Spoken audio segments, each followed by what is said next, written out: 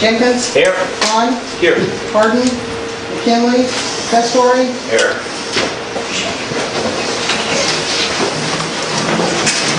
I pledge allegiance to the flag of the United States of America and to the republic for which it stands, one nation, under God, indivisible, with liberty and justice for all.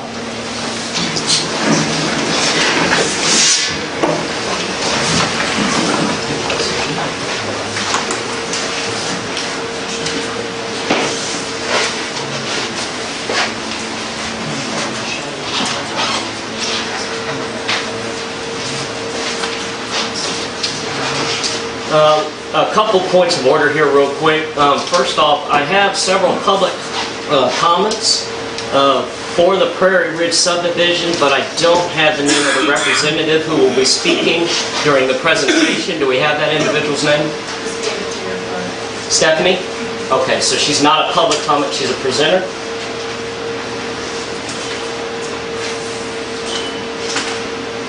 We obviously have quite a few people here tonight, and I think that that is an awesome thing. It really shows how passionate the citizens of Farmer City are towards Farmer City, and I applaud every one of you for attending this evening.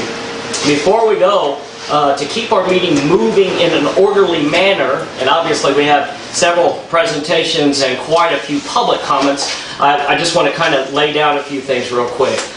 First off, by resolution, public comments, those of you who filled out these sheets right here, are limited to 5 minutes. And I will be keeping time. You are free to ask questions to the council. Understand, according to the Illinois handbook, we're not obligated to answer. You will find the city council does answer, though. However, if you're asking questions, it still will not take away, you don't get to add minutes to your time. So if I speak for 4 minutes, you lost 4 minutes of your time. Second, we have 3 presenters this evening.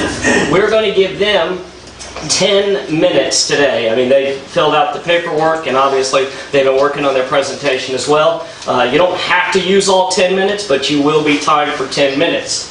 And again, if you wish to discuss or have conversation with the City Council, feel free to do so. Understand that your time is also 10 minutes, regardless of the fact. So I encourage you to make your points first and foremost. To ensure that our presenters have ample time to present their case, I would request that the City Council hold all questions, unless it's a question of clarification, until the end of each presentation. We may have quite a few questions. It won't add to anyone's time or anything like that, but we want to make sure that we clearly hear the public.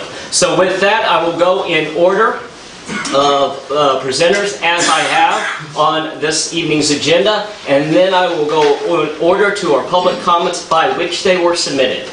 So, Scott Kelly, you have the floor if you wish to be on video, and I encourage you to be so that the citizens who could not make it into this room can see you. I would appreciate it if you stand by the door. Sure.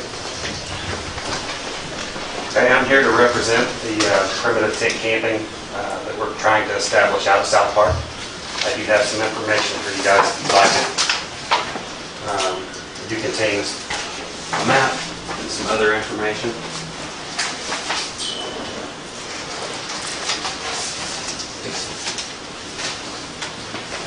We'd like to do this out here to help create something for the public to use. It would allow groups also from town, church groups, Boy Scouts, Girl Scouts, youth groups, 4-H, and mentoring groups to use. Currently, it's not being used as anything.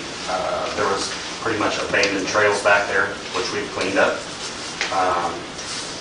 I'd like to talk about how this project's being funded. So far, it's being funded by the volunteers. Taxpayers have no money in this as we speak. We've taken donations from several businesses as far as getting picnic tables lined up, fire pits, the brickwork for those, and then the rest of the stuff is just volunteered. We have a tree service coming in to help clean up some of these areas. We will only be taking dead trees. We're not going to be turning over any dirt or anything like that. Our objective out here is to help clean this up, make it usable to the public, And we'd like to be able to assign groups of people that are volunteering to help clean these areas up every so often. We'd like to set up 24 tent sites out there. And then we'd like 2 of those to be handicap accessible, which we believe they are.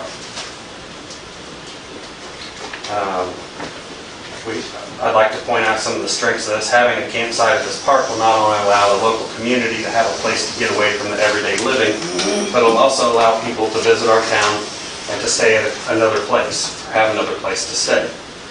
We have a local BMX track at this facility, which they could use while they're there, along with soccer and baseball tournaments, which we host, and that would give them a place to stay also.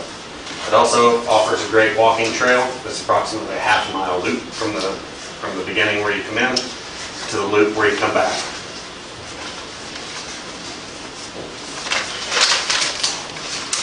We've already set up some work plans. We'd like to get started this weekend, November 7th and 8th, with the second weekend of November 14th and 15th. We have approximately 40 volunteers volunteering their time and their equipment to prepare these sites. We're hoping to have 8 to 10 sites done per session, and we'll work those until they're done. Our goals as volunteers are to help make this place useful to the public, park visitors, and anybody that would like to camp there. I'd like to say thanks to some of the people that showed up tonight to help support us. The donations have been coming in, which are great. It helps us get this project rolling. And it's just nice to see our parks being used more. On some of the maps that I've got, you'll see the yellow trail. If you'll turn to the right, you'll spin it this way, like this. The yellow trail has been there approximately 25 to 30 years. Originally, that was a snowmobile trail, and it was later converted into a walking trail. The white circles in here are potential campsites. Some of these are going to need moved or just scooted over. It just depends on the terrain that's in there. We have most of these already flagged that are level, and we think they're great spots. You'll see the dotted yellow lines are where we'd like to make a trail going from one side to the other or to other campsites. The green box in the back, we've kind of left that as a Eagle Scout project if they choose to do something down the road. Possibly a pavilion or something like that. I know we've got 2 scouts in town that are looking for their Eagle Scout badges. We think that would be a great opportunity for them. If you flip to the next page, I talked to the fire marshal, checking on open burnings, and they said there's no restriction on burnings on private ground so long as it's used for a campfire or cooking fire. We've covered those. If you'll flip to the next page with the IDPH, there is a permit that's needed, which is going to be taken care of, and it's just an inspection. They come to you and inspect it after it's built, and then they'll sign off on your yearly permit.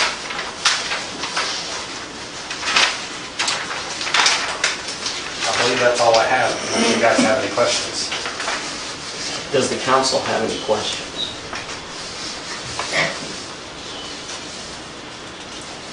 Will you be staying for the entire meeting?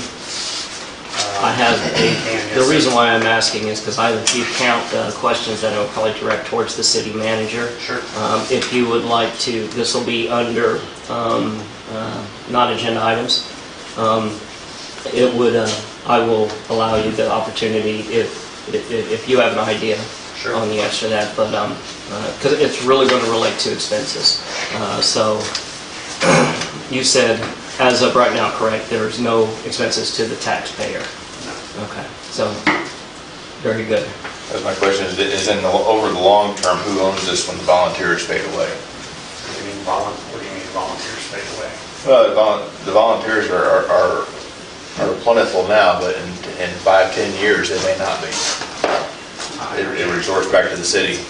It is the city's property. It is the city, it's the city's property. It'll be the city's property. Well, it resorts back to the city That's to where, maintain it. that's where I think that we should have at least several questions towards the city manager, because Okay. I really think that there are, although, and there are no expenses going in, I understand. as we saw with the park, there are quite a few expenses long-term. And it's not necessarily a red flag, but I'd like to know, what are our thoughts on that prior, so. Well, and it's currently not being maintained as it sits, so. Absolutely. Right. There was a list of rules on the back that I threw in there. Everybody should have one.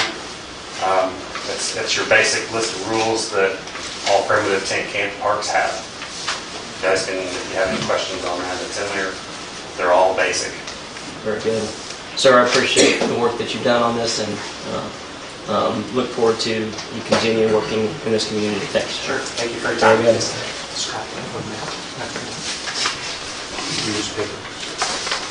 Our next presenter is Mindy. You have the floor, and we also have a packet that you've given us. Start the time. Okay, I made a packet for all of you, or I should say Sandy was kind enough to print it off. Yes.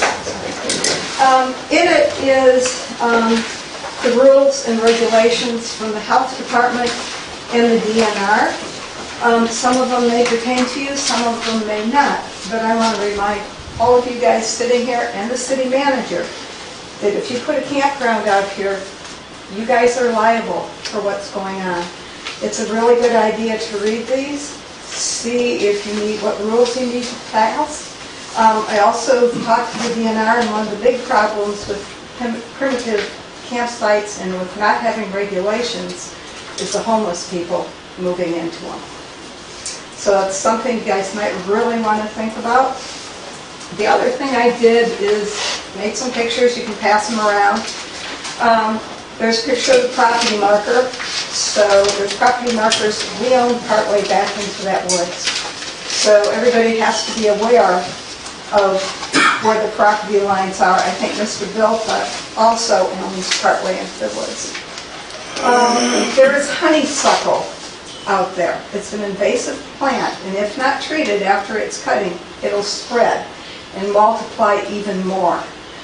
Do your volunteers know the process involved to kill this invasive plant? It's taking over the woods. As a matter of fact, before I came up here on Channel 3 News, Shelbyville's forest is so full of invasive honeysuckle bush that they're going to do aerial spraying November 11th. This woods is so full of it, there's places you can't even walk through. You also have multiflora rose and teasel. I'm trying to find out if teasel is a noxious weed, which is covered under the state of Illinois, but you have to get rid of it, and what honeysuckle is. And you can go to the state's list, but also each county has a list of what's noxious and what's invasive. So if you can look at those and spread them around. Also, what kind of insurance does the city have for its volunteer workers? There are a lot of widowmaker trees back there that have been pushed over into the woods by a previous landowner. Those are very dangerous. Around your dump, the trees have been dug underneath. Those are leaning.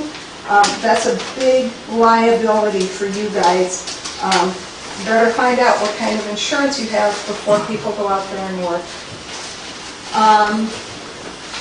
And I know there's no alcohol sign, but guess what, guys? There's alcohol out there. Here are pictures of litter of alcohol cans and bottles. Previously, this woods was absolutely full of kids going back in it and drinking and doing other recreational activities. I went out there for years, every single day, and I'd find 12 packs and 24 packs of beer hidden throughout that woods so kids could go pick it up. How are you going to patrol that? How are you going to control it if it's more open? Also the garbage through the woods in our property. Pictures of trash. It's pretty thick. We have one field we cannot even use for anything. If we wanted to use it for hay, we couldn't feed it to anything because the amount of trash we're getting from South Park. will this problem multiply for us? Also, another little issue. I have a letter from Terry Emerson. We were out at South Park for an evening soccer game with a Bloomington team. Someone walking in happened to look up and spotted a bald eagle soaring above. Everyone was so thrilled to have the opportunity to see such beauty. There is a pair of bald eagles back in that woods. They fly over Salt Creek, Trinkle Slough, from South Park and across Trinkle Slough to the woods behind Deltas. That would be a horrible thing to lose if we destroy their environment. Other wildlife out there is deer, red fox, coyote, a possible wolf sighting which was reported to the DNR. There's a breeding pack of wolves in South Beloit. Their range is 500 miles to find new sites. Woodcock, great horned owls, pair of bald eagles, other owls, and various types of hawks. Maintaining the environment for wildlife is very important. You could work with the DNR on that. I'm sure they would help you. I think that why not make a nature trail? You could get, there's one small flat spot in this wood. It's next to what everybody thinks is the pond. The pond is a slurry pit from an old brickyard that was there. There's only water in it when it floods. There's a very flat area next to that. Why not make it into a camping area for Boy Scouts, Brownies, Girl Scouts, and things like that, and make a nature preserve out of the rest of that woods, and teach people about wildlife and nature. I think that would be an awesome thing to do. I also, in your packet, is an article on bush honeysuckle control, and IDNR Forester, his contact number. If you're planning on cleaning up that woods, why not do it right? Contact this guy and get help, because that woods is really a mess. A previous city administrator, I talked to the DNR a long time ago and asked him, what can we do for this woods? And he told me what needed to be done. I went to the then city manager. Nothing has been done, and now it's nothing but a grown over mess. When you cut honeysuckle, it'll just proliferate even more. You have to put straight Roundup on the trunks where you cut it, or it'll be worse than it is now. Any questions? So all the information about all this is in your packet. Thank you very much. Is there any questions, Mindy? These are ours to keep. Those are your, yeah, you guys can keep these. I only have one set of those. Yeah, You can pass them I'll give them around. to Sandy. The other stuff that I printed off is yours to keep, and it has the information, maybe give you ideas to protect yourself in the city from any liability issues with things going on out at that park. I think that's really important for everybody. Agreed. Thank you. You're welcome. Very good. Our next presenter tonight is Stephanie. You have the floor.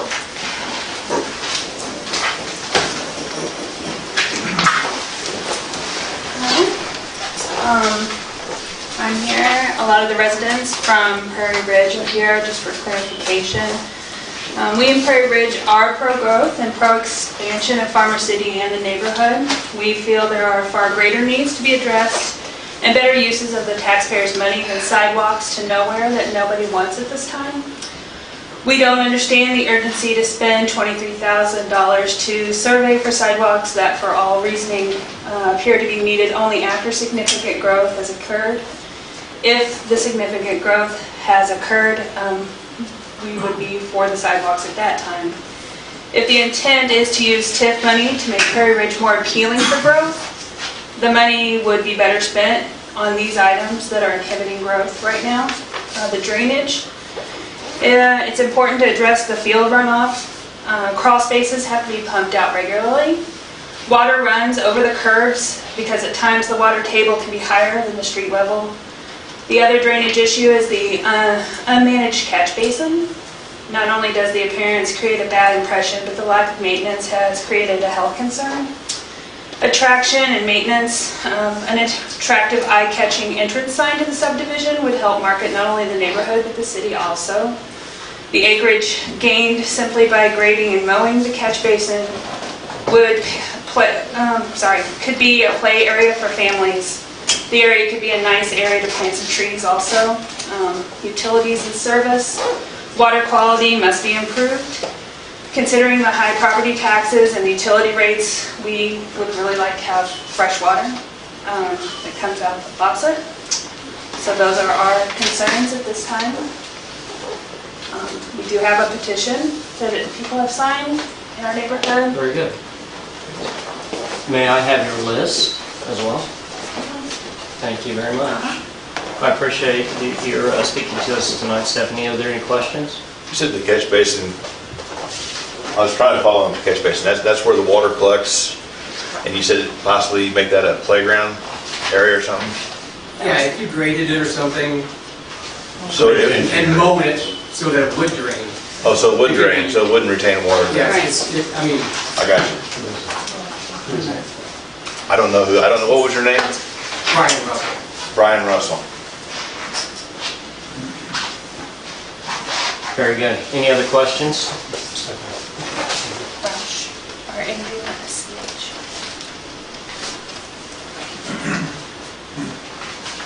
Very good. Thank you. Thank you very much for speaking with us this evening.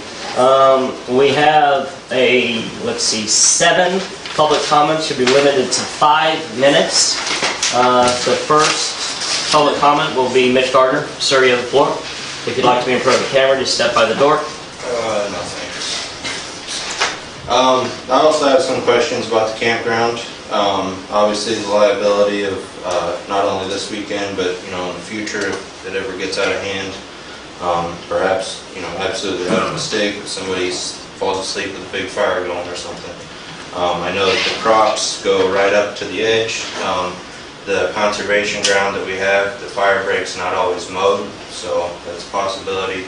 Also, the maintenance and cleanup, after we remove these trees, there's going to be growth. The grass will be growing a lot more frequent, obviously, so who's going to mow it in the future after we go in here and remove all these? Right now the park closes at 10, and we've already seen a lot of vandalism out there. Now we're opening it up to 24 hours, so if there are people out there late at night, the police can't do anything about it. And I just see problems there. I'm wondering, what that's going to add, what kind of strain to our police force already. And are they, it was mentioned that it's a half-mile trail. Are the police going to get out and walk to the back of the trail and actually check everything over? And what kind of burden is that going to add to them? Also, the garbage is already an issue, but who's going to pay for added dumpsters? Because campers are going to add more trash. Right now there's campgrounds in Leroy, Mahomet, DeWitt. I don't know how often they're getting used or whatever, but what would be wrong with using these? Or also the Boy Scout campground that I believe they already have out at Swisher Hill. Obviously we could open this up to the Boy Scouts if we did like a nature preserve, cleaned it up or something. I could see the Boy Scouts or maybe some special occasions coming out there, but opening it up to the public every day, I could see being a major problem. But and also as far as emergency vehicles getting back there and accessible to it, the only way to do it right now would be to come on private property.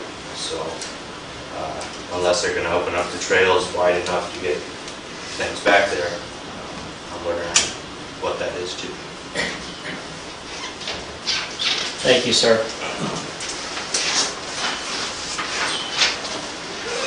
Dave Hildreth, you have the floor. Good. You're good? Yes, sir. Thank you. Marty Price.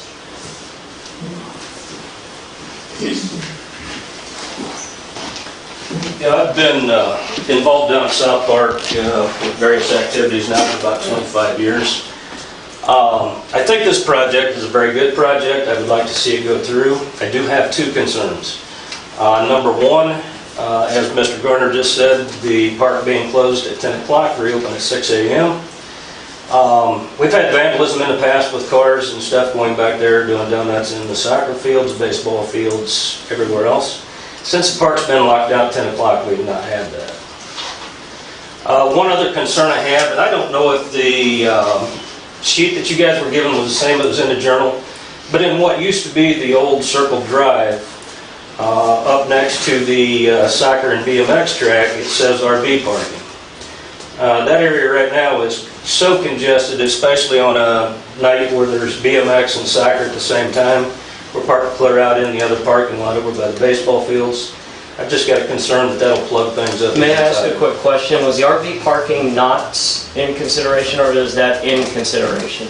Not currently, no. Not currently. Not currently. Okay. Very good. But that's my two concerns. I just wanted to voice my concerns. I think this is a very good idea. If we do this, I'll definitely be back there helping everyone. So, Thank you, sir. thank you. Mindy Rick, you have the floor.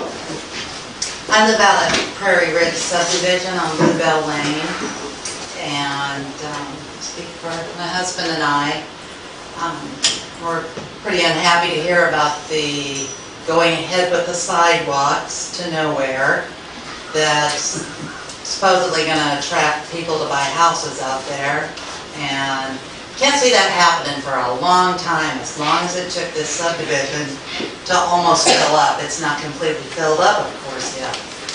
And we really appreciate Councilman Testery coming out and speaking to most all of the residents. We really appreciate that.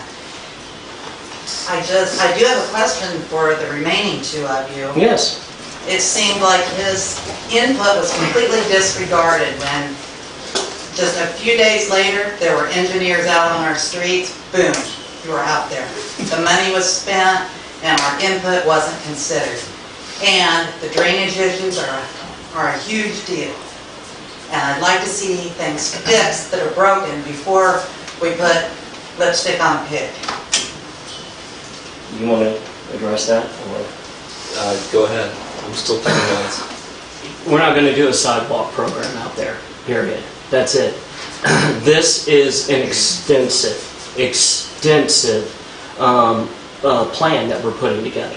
So you're going to see us putting a bid for land.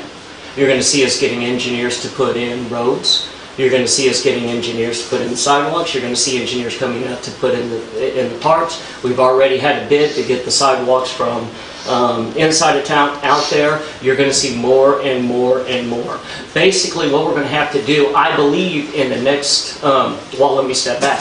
I think right now, the biggest problem that Farmer City has right now is that we are a dying community. Our population can't support a grocery store. Our population can't support the school district. Our population can't support the football team, and we need people. Problem is, we don't have any houses.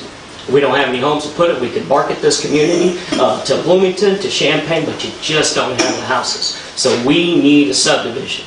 We have at least 3 spots on the map that we believe might be able to work.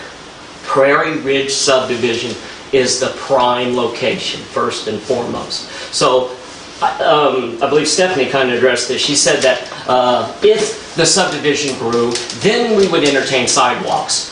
Unless a house is going to break dirt, I assure you, we cannot spend any tip dollars out there putting any sidewalks in there. We're going to have to reserve those tip dollars to other locations that we can bring a subdivision in. So what you got, and I appreciate Scott what he did, and I think it's awesome that our councilmen are reaching out. But he kind of approached it as an either-or. It's not an either-or. And I love the fact that you came. I now have a list. That's next. How do I get your drainage, your water? I talked to Larry today about the water. We've got an idea and a plan. What's that going to cost? This is a project that's probably going to cost $3+ million. Okay? Yes. Or keep doing what you're doing. Dying. That's not good enough. So I assure you, no sidewalks unless Phase 2 starts. Once Phase 2 starts, I believe that it would be paramount, not only for the attraction, but also for a fulfillance of the original contract that was made with that Prairie Ridge subdivision. Fact is, it's by ordinance. As each block in Prairie Ridge subdivision reached 75% completion, the developer was, demanded to put in the sidewalks. They failed to do so. Now the taxpayer has to do it. And it's sad. So I heard through Scott, I took that definitely into consideration, but this is a much bigger project. One day, I hope in 6 months, did I go over my 5 minutes? I did. In 6 months to a year, I want to come back to Farmer City. Remember how I screwed up Casey's, where apparently I was too quiet. I want to come back to Farmer City and say, this is what we think is going to grow this community. And they can shoot it down, or we can go forward. So, that's my answer. Guess my time's up. Did you want a few more Still minutes? 30 seconds. You have 30 seconds. Yeah, if you would address the problems that are out there now, before, we would have spent the $23,000 Here's, in insurance. Mindy, really quick, help me out here, because this is the dilemma that I lose sleep over. Now, the $23,000, somebody much smarter than me said, before you build a project, you better count the cost. Sadly, today, it even costs to count the cost. And the sidewalks are going to cost, we're going to spend, I bet we spend 6 figures trying to get a plan together. Even the TIF projects, it's going to cost us thousands and thousands of dollars to get the new TIF. But if I have limited TIF dollars, and if I'm right, the number one goal is an increase in population, then that's my, if you will, that's all my eggs in one basket. So if I take those TIF dollars, why should I put them in your subdivision if it's not going to grow? I mean, I might as well, I'll just be selfish. Why not my subdivision? It's taken a long time. And I agree with you, and we all ought to be sick and tired of that. That subdivision has been out there for years not growing, and this community continues to die. So I agree with you. It does take a long time, and your subdivision ought to be pretty pissed off about it. And it's time we do something. I agree. So I will work with you, and feel free to yell at me. And yes, you went over your time. The sole reason I supported the survey was because I was told the survey had to be done to move forward on anything. I watched the video. And it wasn't going to get us sidewalks, but it was going to get us an avenue to move forward. Well, we appreciate your... And I do. I appreciate that, Scott. So, Mindy, I appreciate you speaking to us. So, the next person on the agenda is Brent. You lost 1 minute because I went over.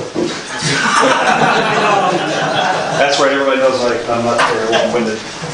Yeah. Since we're talking about scouts and saying, what value that the project at South Park could have, I figured I'll speak directly to it. Scoutmaster for 6 years, involved with scouting here for 11 years now. There's a lot of different things we can do out there, and had I known that there was a big expanse of woods that the city owned out there already, I've been asking already to stick my nose out there, because there's a lot of things that we can do out there. One of the big values, I think, to us would more be along the lines of the Eagle projects, just because I got 2 boys right now that are in need of a project. It seems like with one of them that's needed it for over a year, that every time we bring up an idea, somebody else is already working on that project, and it's like, okay, well, there was another good idea. Apparently good enough that somebody else was going to do it. So there seems to be a wealth of ideas that we could, possibly do out there. We do have our Swisher Camp. We've improved the heck out of it over the last several years, and there's really nothing more we can do. Plus, we don't get any additional value out of improving our own camp. That's just for us. I kind of like the appeal of going and improving something that other people can use. Even if it's us taking ownership of it, going out, policing it, taking care of it.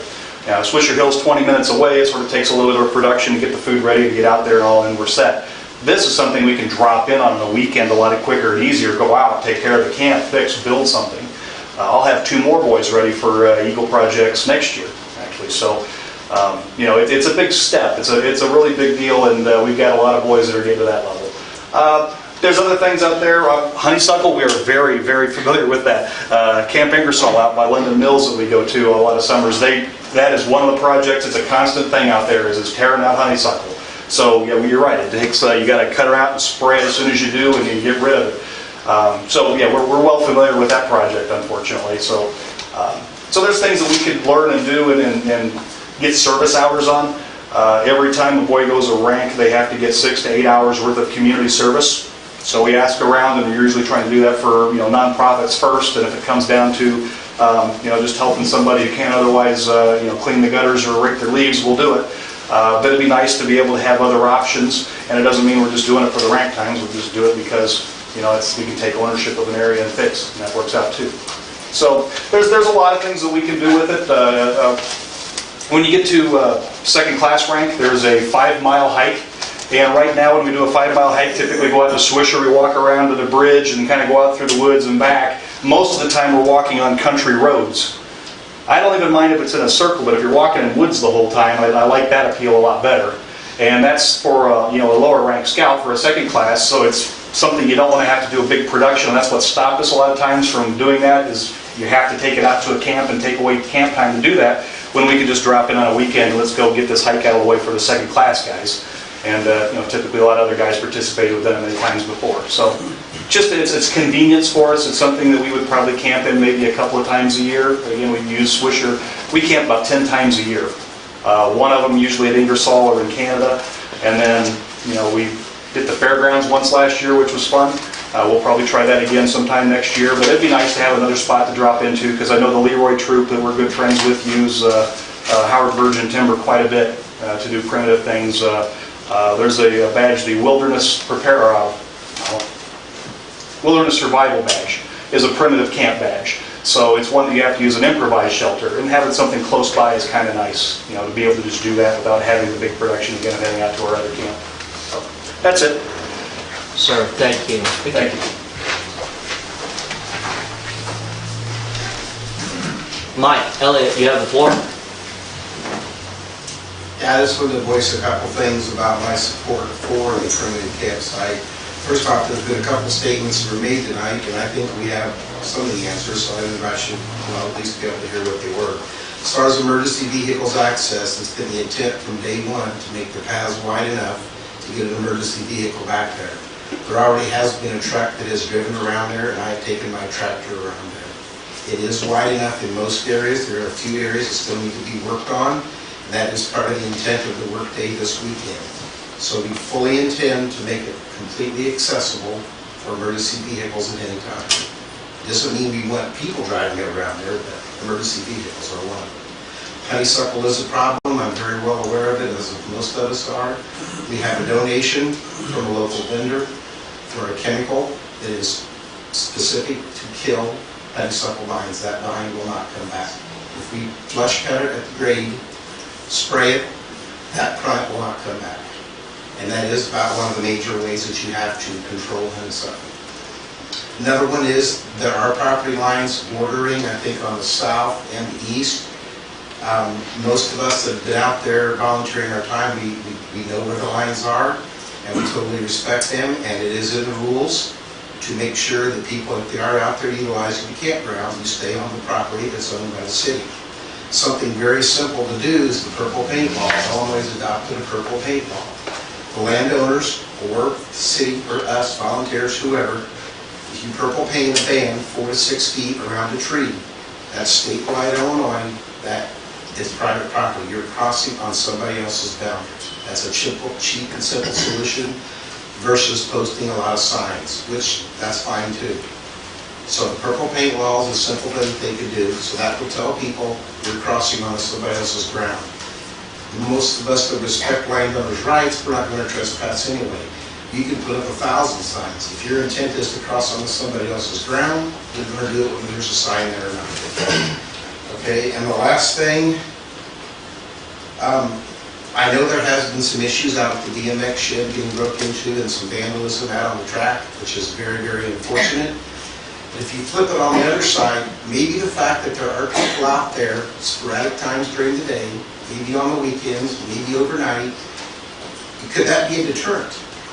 So the kids, or I'm not saying whoever did it, if you're out there and you have an intent to damage or destroy somebody else's property, knowing that there's people walking around, maybe walking their dog, maybe, whatever, that could also be looked at as a deterrent. And they can say, you know what, I'm not going to take a chance on getting caught. And I know that the police force used to, most shifts, and I believe all 3 shifts, makes 2 appearances through the park at sporadic times during the evening. Not a lot was discussed on the not the reservation, but the system on how we plan on monitoring the camping, and that's later down the road. But if they choose to walk around it, wonderful. If they just want to look at the board and there's nobody on the board, theoretically there's not supposed to be anybody back there. So if there's vehicles there, that would be a clue. You might have to get out and walk because they're not authorized to be there. They're back there, could be doing something they're not supposed to do. And they could be doing that right now, whether there's a campsite out there or not. So I think a lot of the concerns are valid, but I think there's obviously ways to work around it where everybody comes up with an amicable solution so everybody's happy. Go ahead. Thank you, Mike. Chris Knox, you have the floor.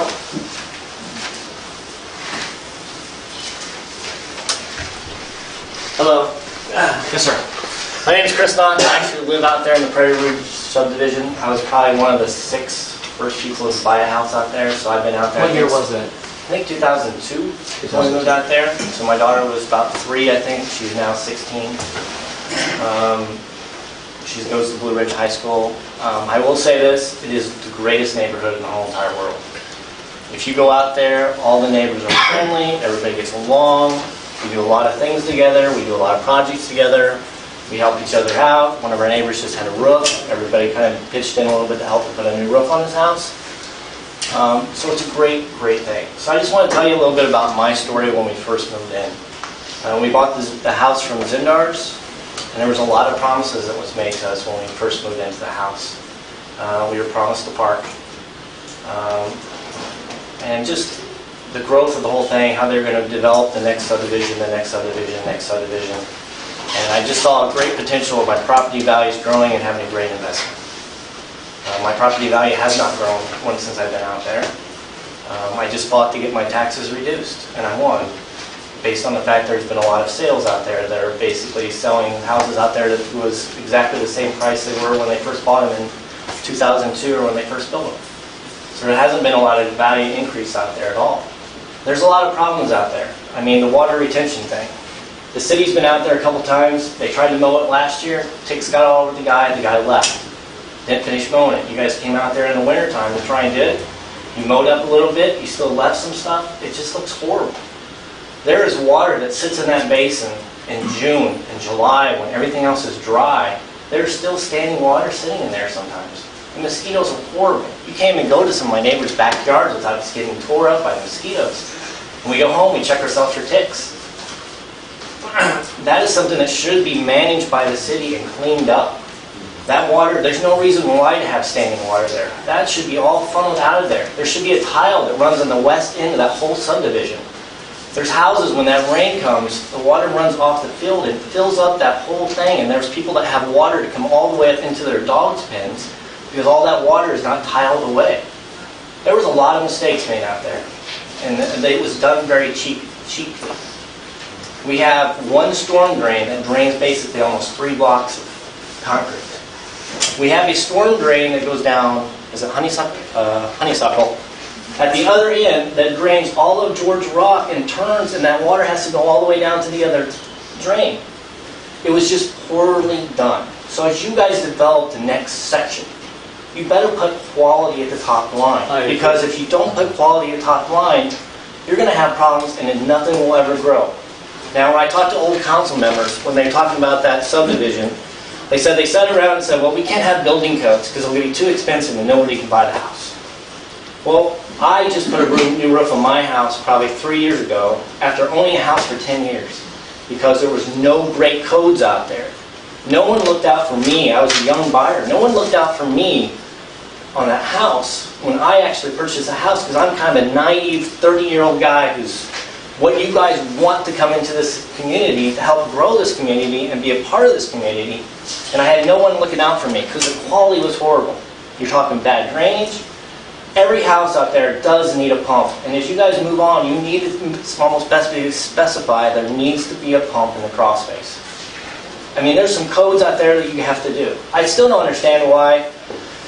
I mean, I understand that you guys basically say we had to pay $23,000 to come in there so we go to the next phase, but I don't understand why that wasn't even in the original plans. Why do we even have to have somebody come out there and survey Why if it's were a sidewalks developer? not, that, That's not a question yet. I'm not asking a question yet because I still want to talk. very good. I get that. But, you know what I'm saying right there is the fact that if there's a plan and the developer builds a plan, all that should be in the original plan. Why are we spending extra money after we should have already had a great plan? I mean, that's one of my things that I ask all you guys. I mean, it's our tax money. It's my TIF money goes out there. I think $3 or something like that goes to the school district. All my taxes go to this TIF. And I really don't understand TIFs. I don't know where the money goes. I don't understand how it rolls over to the new TIF. I don't understand all that kind of stuff. But, you know, a lot of money is sitting into this TIF and nothing's being used to really benefit the community. And we just spent $23,000 to go something that should have already been in the plan and we shouldn't even have had to do it. 10 seconds, sir. Okay. Did you have a question? No, I just had a comment. And that's really what I want to say is that you guys really need to look out there and really fix it up because you got great people and you don't want those people to leave. I agree. I agree. The answer to your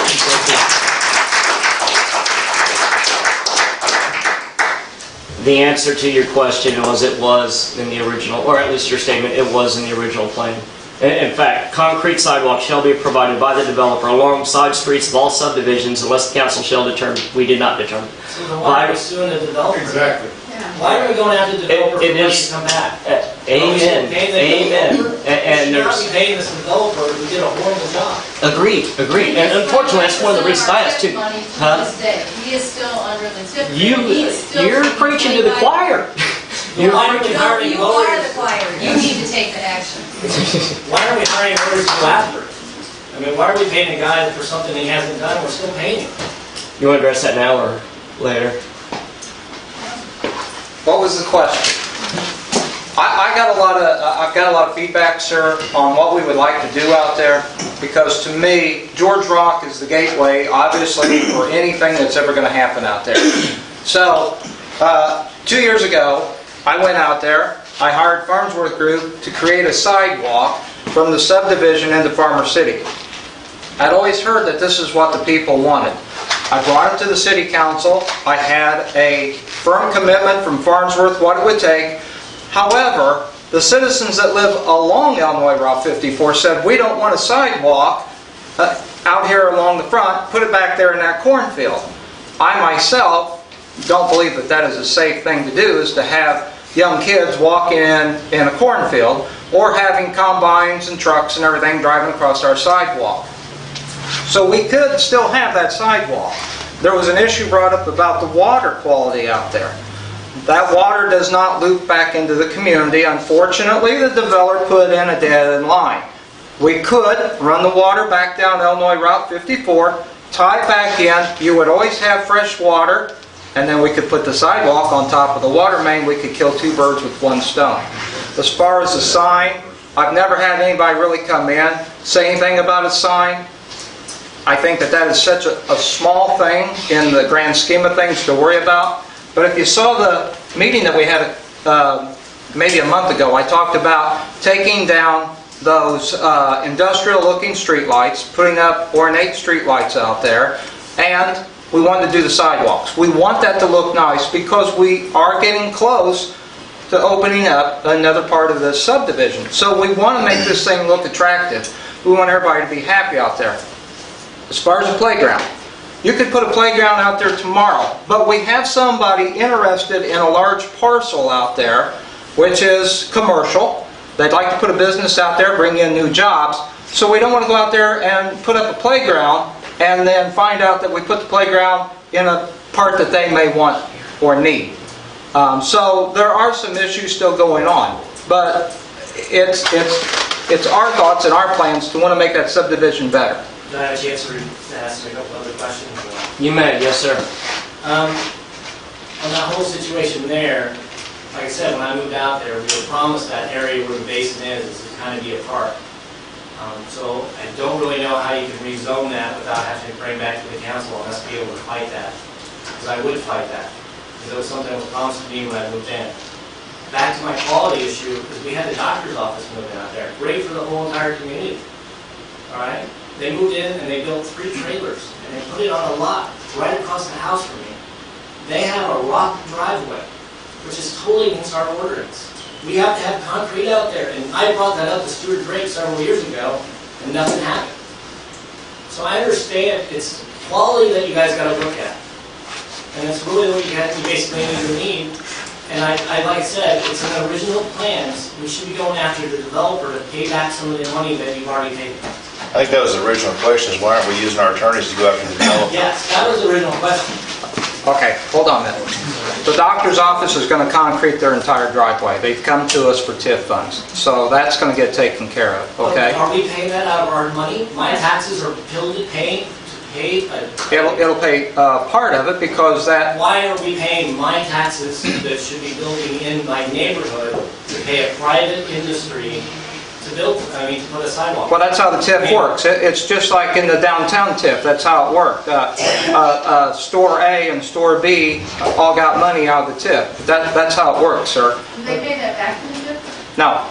What happens is when TIF expires, you'll pay the same taxes. It'll just go to different schools. So what the TIF is to be used for is to be development in that community. Now anybody can apply. You as an individual can apply, especially if you're in the TIF district, can apply to put a park in your subdivision. You can apply for that. Because we actually apply to get new roofs on our houses. You can apply for anything, I guess. I don't know if you're going to necessarily get that. Would that be something to consider?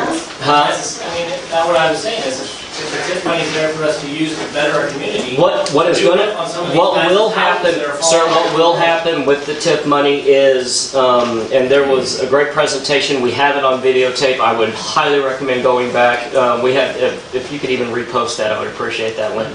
We had a gentleman come in and give a presentation on TIF. Here is my concern. We have about $1 million in that TIF fund. So we're going to have to set precedents on what's most important. Continuing growth of a particular area.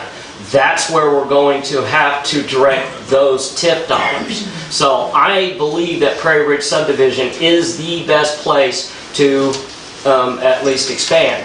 If somebody comes and says, I need a roof, that means I would take those TIF dollars and put it on their roof as opposed to new sewage for the whole place. So we're going to have to make decisions on where those dollars end up going. But go ahead, sir. As far as the playground, I think that would be a crappy location, sir, to put a playground. That entire area needs to be cleaned out. When that was developed, then obviously the drain is too high. That's why water... I was told that the playground was going in the basin. I was told the playground was going where the doctor's office is. No, playground was never going where the doctor's office is. It's back there towards the basin. Larry, could you answer the question on the lawsuit? On the attorney? Yes. On the attorney? Yes. Why aren't we going after him? Yes. I guess there's a couple different reasons. The best reason would be is that I've never been directed to get a hold of our city attorney and see what the legalities of whether sidewalks were put in or anything like that. Larry. It's a very old agreement, and so I don't know that that we can really do anything legally. So, I mean, I can check into it. I'll gladly check into it, and then that way I have a good answer. You would need directive from us, and I would have a few questions before. For example, are we going to the same person asking for land? So, I applaud that as an option, especially if there's continuing obstacles. So, we need to move on. So, sir, by the way, thank you. Very well presented, and I appreciate you, and I hope we get attract other 30-year-olds just like yourself. Actually, now I'm 47. No.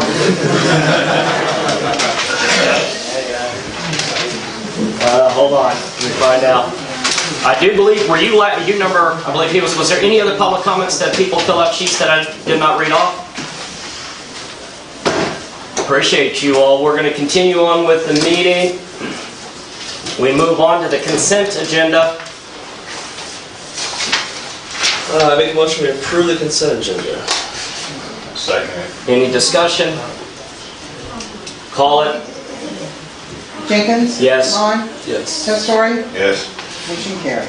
There being no unfinished business, we move to section 3, new business. Make a motion to approve ordinance 956, authorize the execution of the IMLRNA minimum maximum contribution agreement. Second it. Any discussion? So really, This is our annual renewal for our liability insurance through Illinois Risk Management. Just so you know, there was an increase this year, but it's the smallest increase in the last 7 years. It only went up 1%. Good. So if we, there's an option, if we pay for it all at once, we get a break. A discount, pretty good discount of about $20,000. So instead of making 2 payments, so that's why we're bringing it at you one lump sum. It is a budgeted item. Yes. Call it. Vaughn? yes. Testori? Yes. Jenkins? Yes. Motion carried.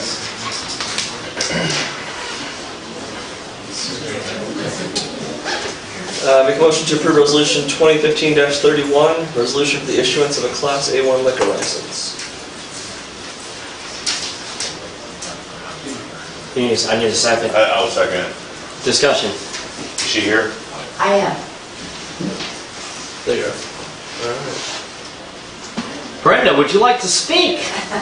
Although you're not on the agenda, we're going to make an exception. You have at least, I'll give you at least 5.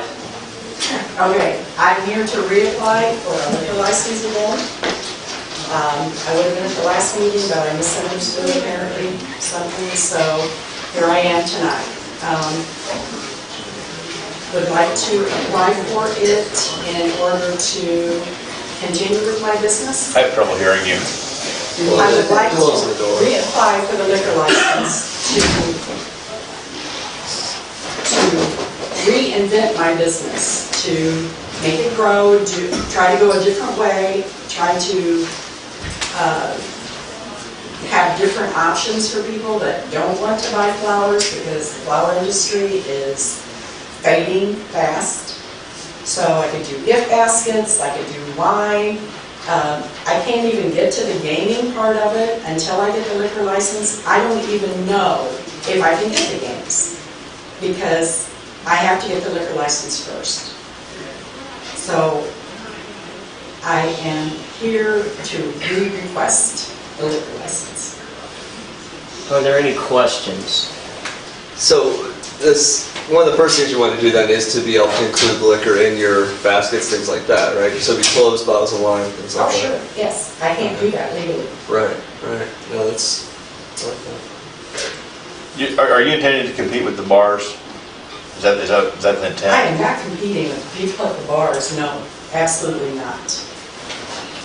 The people that would come to me would not go to the bars. Well, I hear that. I've been hearing that, but I don't know who those people are. So you're drawing from outside the residence?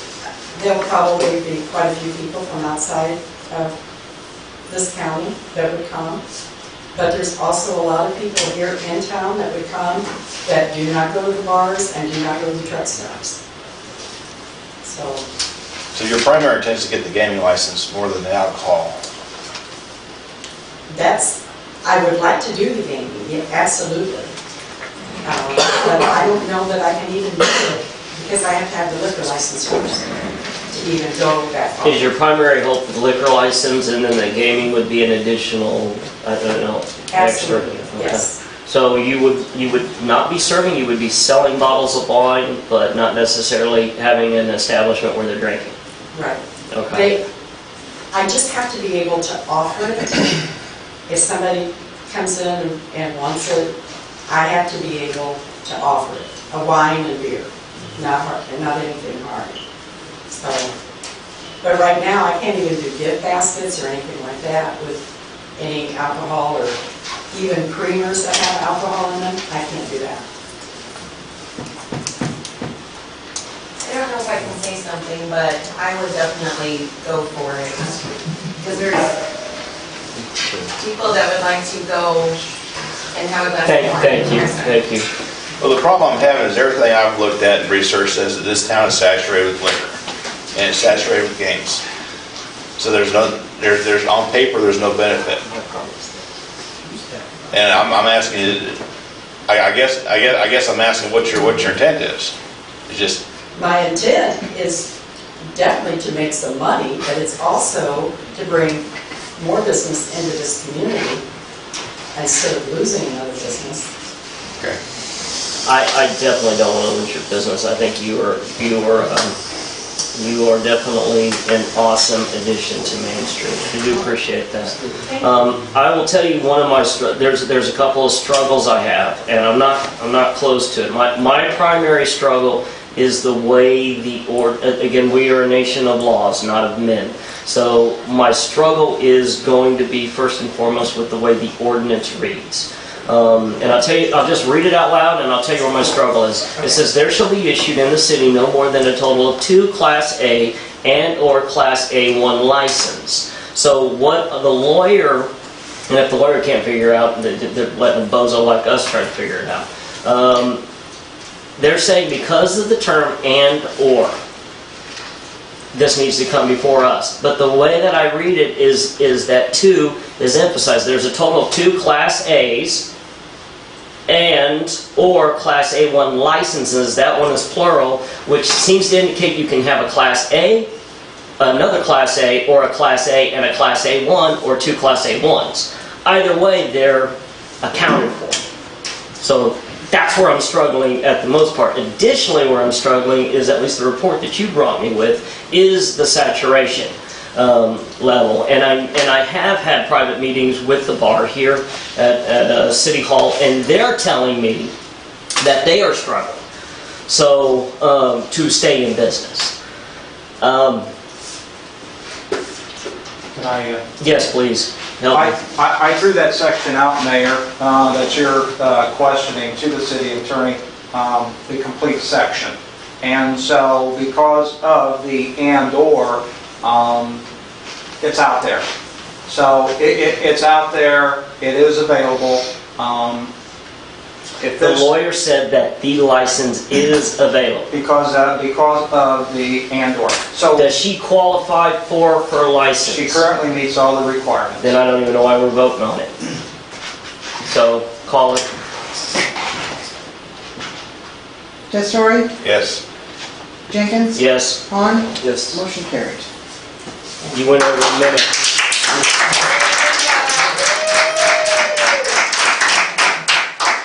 A lot of drunk flower carrying. You're on record. You know what's going to happen tomorrow when I get torn up by everybody in town. These people will be drunk at the flower shop. Better get your wife some flowers. Yeah, I better buy her. My wife, by the way, we got an assortment. My wife's been in the hospital, knee surgery, and the assortment came from you. Thank you. It was somebody else purchased it, obviously, but it was absolutely beautiful. We do thank you. There was no wine. Next time. But next time. All right, go. I'd like to make a motion to approve resolution 2015-32, accepting and placing on file the financial statements and supplemental information and report of independent certified public accountants for the fiscal year ended April 30th, 2015. Second it. Discussion. We're just putting a record in place. Putting the audit on the record. All right. This is a good reference tool to go back over and over, especially when you go to the budget as well. So. And I will tell you that according to the auditors, there were no discrepancies, no red flags. So, call it. Jenkins? Yes. Han? yes. Testori? Yes. Motion carried. City manager's report. I've only got a couple things, since it's been a kind of a lengthy meeting here, but there was a couple different areas where we were having some drainage issues. I know that Councilmember Testori had some people questioning him about drainage. We've had Mr. McKinley up on the north end concerned about drainage. So I had Don Adams from the Farnsworth Group come down and look at 3 different specific areas here in town.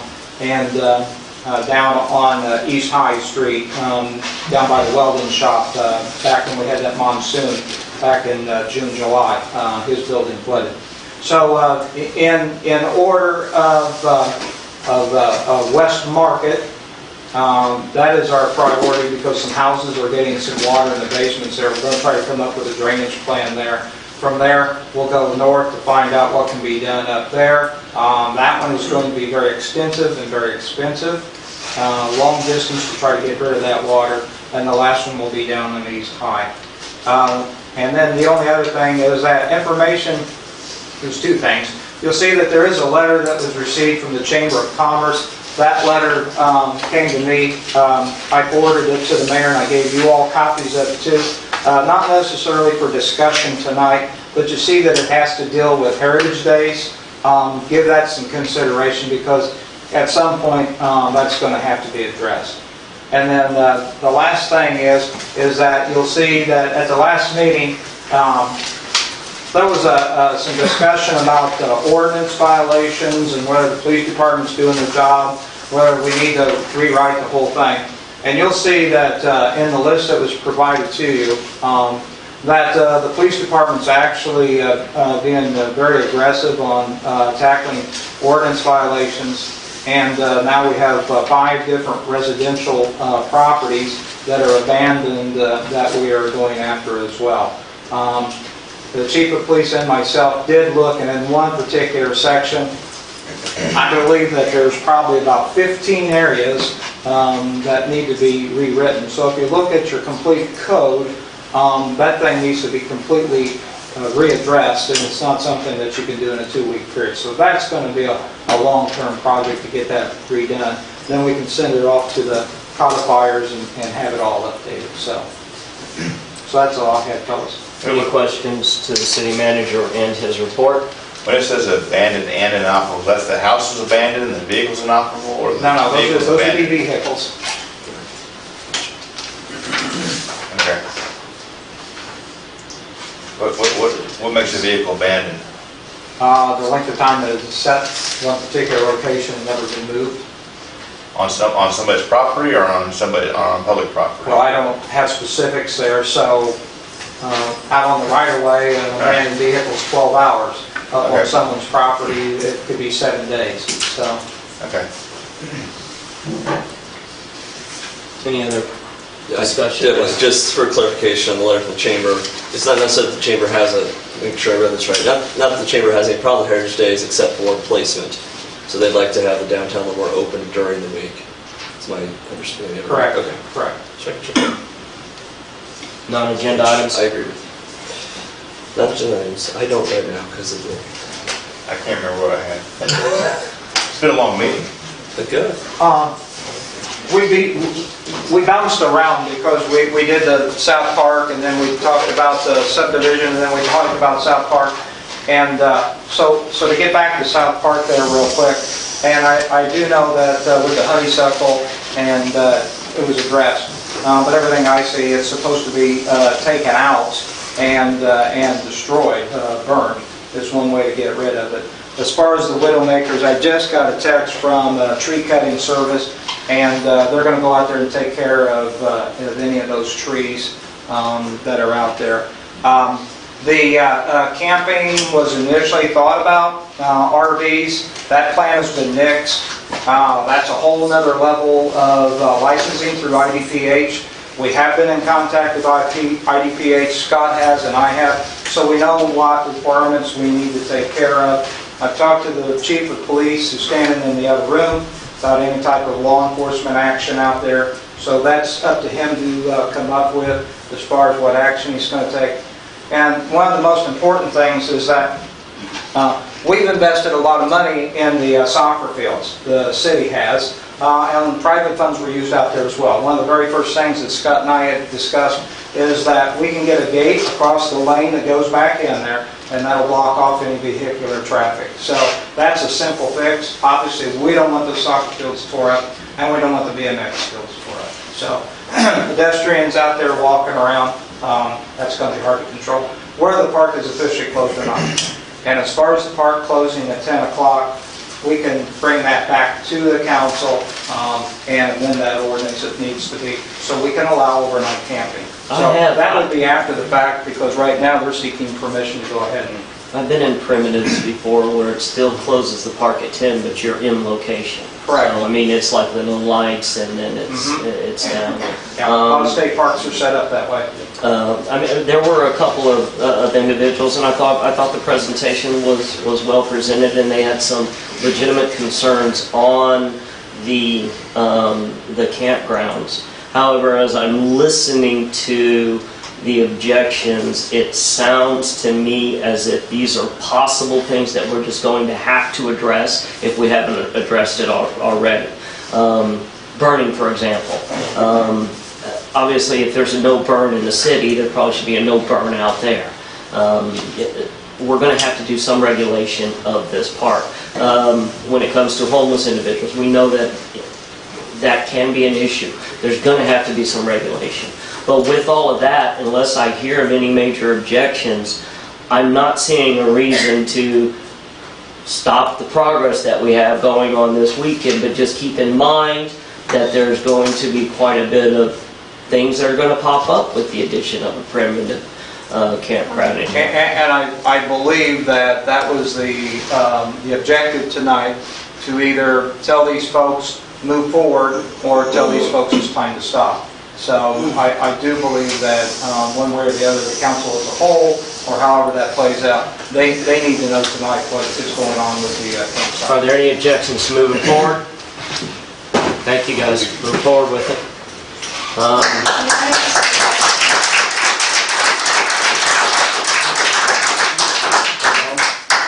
Entertain a motion to adjourn. You had another one? I'm sorry. I would like to see a more detailed plan on the park on how to address the concerns. I'd like to see policy on it. I don't think that that's going to be from them. That's got to come from us. I mean, I think Spencer's got a pretty good handle on it. No, he does, but what you pointed out is, and we can let Scott speak to this, but what you pointed out is a fact. Okay, Scott, one day he's healthy, but in 20 years he's dead, or 40 years. So,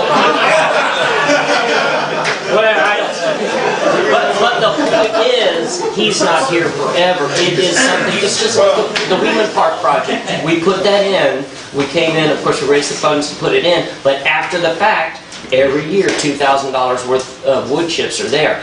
The ones who are going to enforce the regulations are going to be city officials and what have you. So I think that maybe we could sit down with our volunteers to help put these regulations together. It's going to have to be a city project. I guess what my impression was, this was approved by a previous city council to do something like this, and I found out about it on Facebook, which was kind of a lousy way to find out about it, and that was 1 week ago.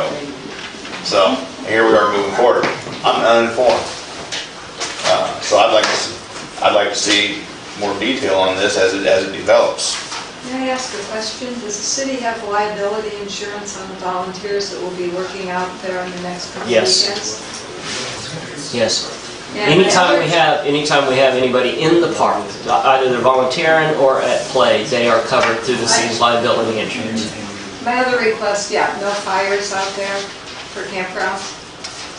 That is going to have to be something to discuss, I would imagine, in a primitive setting. So currently, right now, they have free range until you guys decide to come back and make some. No, right now they have free range to begin the progress of cleaning the area up. Camping's not allowed. Camping, I would say that camping is not allowed at this time until we, obviously they're going to be staying the night, I imagine they're staying the night this weekend and what have you, but yes, we need to move forward to have some sort of regulations in place. Question for you. Yes. We do have a prairie. It's going to be very expensive to reestablish it for the federal program.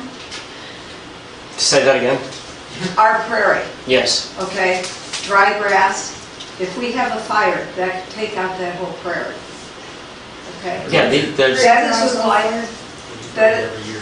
but we have to be very careful on how we burn it. You guys have never seen how fast a You're prairie right. burns. On that note, do we have a motion to adjourn?